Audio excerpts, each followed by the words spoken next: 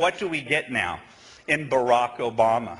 Well, I've got videos, by the way. This election, we're going to vet him. I've got videos. This election, we're going to vet him from his college days to show you why racial division and class warfare are central to what Hope and Change was sold in 2008. The videos are going to come out. The narrative is going to come out that Barack Obama met a bunch of silver ponytails back in the 1980s, like Bill and Bernadine Dorn, who, equally radical, said one day we're going to have the presidency, and the rest of us slept. That's the voice of Andrew Breitbart at CPAC earlier this year, basically threatening the president with a series of videos from his college days.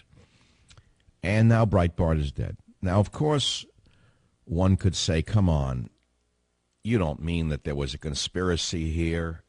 Well, I don't know. Do you? Walking in the street at night, 12:30, dies of a heart attack. It does happen. Kids die of heart attacks at 15. So it's possible. On the other hand, given that we know what we have in the White House, given what we know from the verbiage of the left on tape saying they'd like to kill 30 million Americans to see their revolutionary dream come true, we don't know. Are we allowed to ask the question? Should there be an investigation? Who are you going to investigate? Where do you begin? And who would do the investigation? Now, I didn't know Breitbart that well. I met him once or twice. Originally came up to see me, and we spoke. That is, he spoke for 3 straight hours. I was unable to say a word. And then I once went to his home in L.A., beautiful wife, great children, 4 children, big party. And I told him, I warned him, I said, you're going over the edge here. You're supposed to be a journalist. Andrew, stop it. Do you know the difference between being a journalist and being an activist? I don't think he understood there was a difference in the danger he was putting himself in, both physically, in the sense of his own health, let's put it that way, emotionally, and every other way. I also thought that he was in too many places at once. I wouldn't say we were in a falling out. We didn't talk to each other for the last 2 years. He ignored me. I ignored him. And I would say he was a giant in the field, and he died too young, and he left a family too young. But I'm asking a question. You want to move on? I asked my webmaster to put it up. It's a shame it's still not up yet. I don't know where he is. Maybe he's out to lunch. But the question on the top right of michaelsavage.com is really quite simple. If there's going to be an autopsy, which there is going to be, the L.A. County coroner is going to do an autopsy.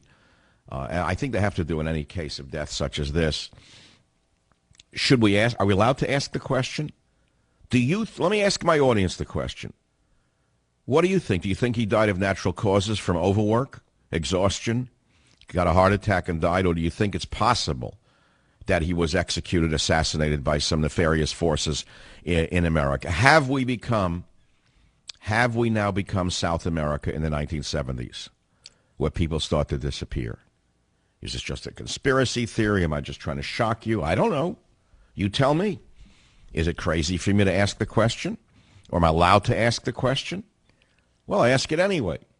Notice to the American people. Welcome to the newly created socialist states of America.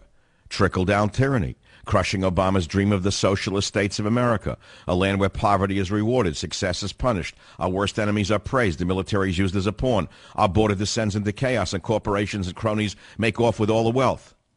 That's my new book. It'll be out in a month. I don't think I'll be walking on the streets of America at night alone. I told Andrew, by the way, to get a bodyguard. I told him that 2 years ago when we were still talking. I said, Andrew, slow down. Do you have any idea what you're doing here? He said, no, I don't need anything, you know. I said, get 2 bodyguards. Don't walk alone at night in the street. That's what I told him.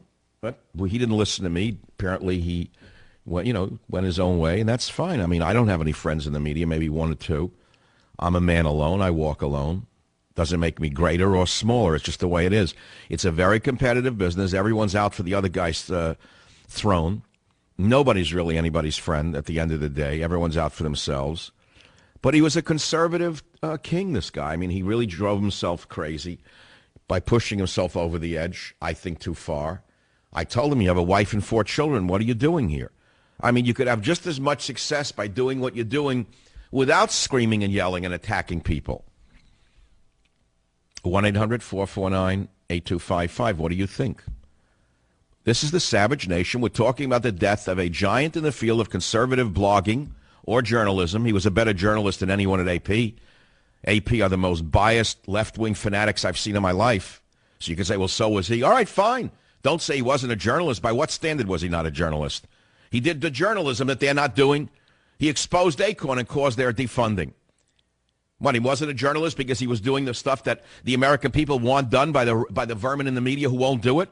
All the little men and all of the little men and little girls who answer to George Soros and other corporate sponsors?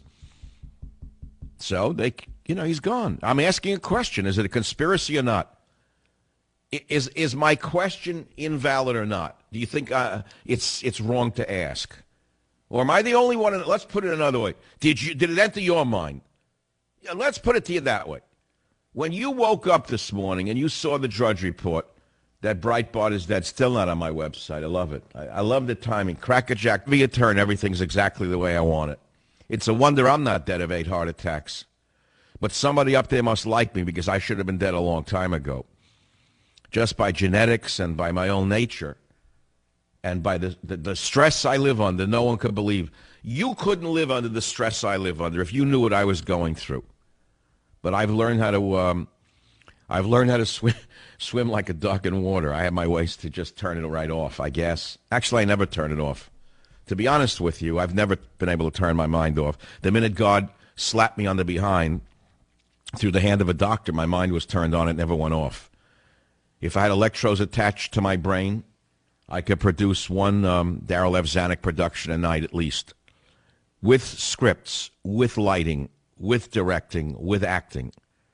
But I don't. So I get up here on the radio and I try to tell you what's going on. And the minute I read this, maybe my overly active imagination kicked into overdrive. But you heard what Breitbart said. He said at CPAC, what was it, last month? He said that he has videos this election. We're going to vet the president. Videos from Obama's college days. I said, oh, my God. Now, as you well know, even if he was, well, let's put it to you this way. Is there anyone in the audience who was in the cloak and dagger business who can call this show, put a napkin over the mouthpiece, and tell us how you can induce a heart attack on someone without touching them?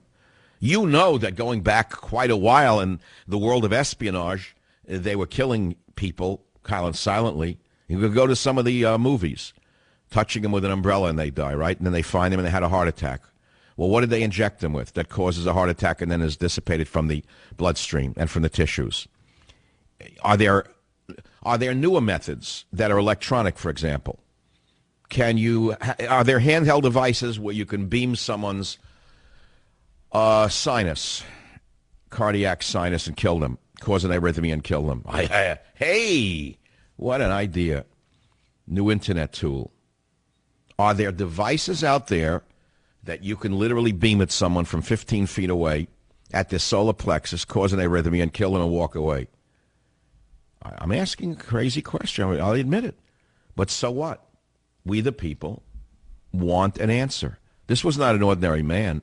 If I don't ask these questions, I would be remiss, in my opinion. So what do you think? New York, we'll start with you, Ferris, on WOR. Did this enter your mind or not?